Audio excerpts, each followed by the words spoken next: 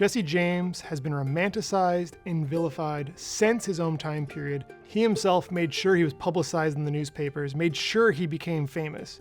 He was first a member of the Confederate bushwhackers during the American Civil War, participated in some horrible massacres and other events in Missouri. And then after the Civil War, he basically kept that fight going and started robbing banks and stagecoaches and trains. And that's what he became really famous for.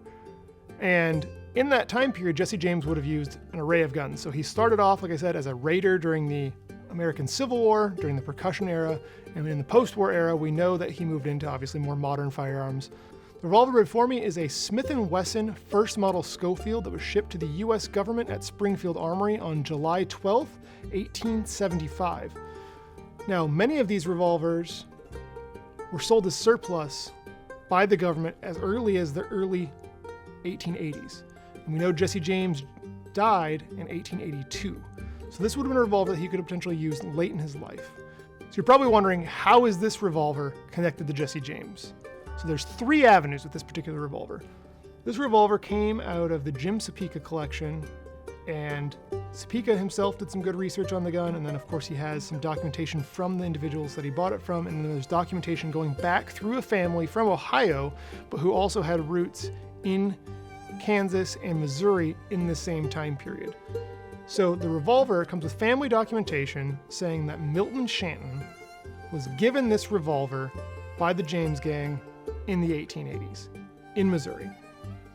So that's one possible connection. That alone, maybe not that impressive. There's plenty of people who have claimed they've had Jesse James guns over the year. And then if you take a look at my left here, there's another piece of the story. Another piece of basically documentation in physical form. So what you have here is a left side holster. That in and of itself, again, maybe not that, okay, it's a left-sided holster. But if you take a look, there are photos of another Smith & Wesson Schofield and a right-sided holster, so the opposite side of this one, that were owned by Jesse James Jr. And he put them on display into the 1920s, and he would travel around talking about the guns that belonged to his father and to the James gang. This holster is a near perfect match to the right-side holster. So we have 2 Schofields that are attributed to Jesse James, one by his son, and one through a completely different avenue. And then you have a holster that matches the other one. These guns have been separated for a very long time. The gentleman this was said to have been given to died in 1911, so before all the photos of the Jesse James Jr. gun were taken. And then we have a holster that matches the one that's with the other revolver. So we've got 2 avenues right there, right here before me. If you take off the grips to this gun and look underneath, there's also the name A.H. Ryan stamped on the grip straps of this gun. Again, that's not Jesse James, but Andy Ryan was a member of the James gang, and his brother Bill Ryan was also a well-known member of the James gang. So Andy Ryan is recorded in Dick Little's confession as participating in some of the gang's activities. I believe he talks about him helping them with the horses during one of their escapades, and he was also arrested in that period in conjunction with one of the train robberies the gang executed, and he was acquitted. So he got away with it. It's not entirely clear whether he was involved or not, but it's very clear that people thought he was involved, and he was acquitted for lack of evidence. So he was also arrested in the late 1890s along with Jesse James Jr. in conjunction with another train robbery. So you can see how he's got connections to Jesse James, he's got connections to Jesse James Jr. Jesse James Jr. later had a matching revolver to this and a matching holster to this. So you can see how those all kind of tie together to connect these pieces to Jesse James and the James gang. So we know that Jesse James gave at least some individuals firearms during his lifetime. This revolver would have been probably sold as surplus by the government in the early 1880s, shortly before he died.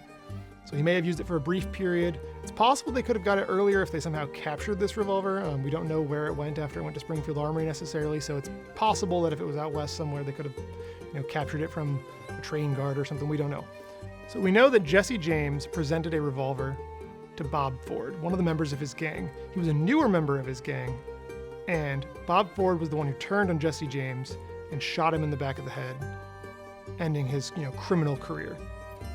If you've seen the really good movie the assassination of Jesse James and watch the scene where Jesse James is killed, if you watch carefully, he takes off his holster rig, just like we believe he did in real life, and he sets it on the couch. If you freeze the movie, you can see that in the movie, the prop designers copied this holster and the holster that was kept by Jesse James Jr. for his rig in the movie. He uses, I think, a Colt single action like everybody does in the movie, but the holster rig is based on the originals that are attributed to Jesse James. And they would have been able to research the holster rig because the other holster that goes with this one from Jesse James Jr. was photographed in the 1920s, and that the revolver was photographed in the 1920s. You can actually see images of them on the Library of Congress's website, as well as in a bunch of books. And then this revolver and its holster were also featured in multiple books and were on display at the National Firearms Museum and then the National Sporting Firearms Museum on loan from Jim Sapika's collection. We rarely get the opportunity to sell outlaw guns with multiple strains of connections back to the gang. So in this case, as I mentioned before, we've got 3 strains that connect to Jesse James and the James gang. The revolver and the holster were passed down through a family from the 1880s into the 20th century, documented by the family as having been given to the ancestor by the James gang. And then we've got the fact that under the grip we have A.H. Ryan, which could be for Andy Ryan, one of the members of the gang. And then we've got the fact that the revolver is a Smith & Wesson first model Schofield, like an example owned by Jesse James Jr. and displayed as his dad's, alongside a holster rig that is complete with a right-handed holster that matches this left-handed holster. So as Jim Sapika says in some of the included documentation, taken together, they make an excellent case that this revolver was once used by the James gang with a strong likelihood that it was carried by Jesse himself. This revolver and its holster have been famous for many years.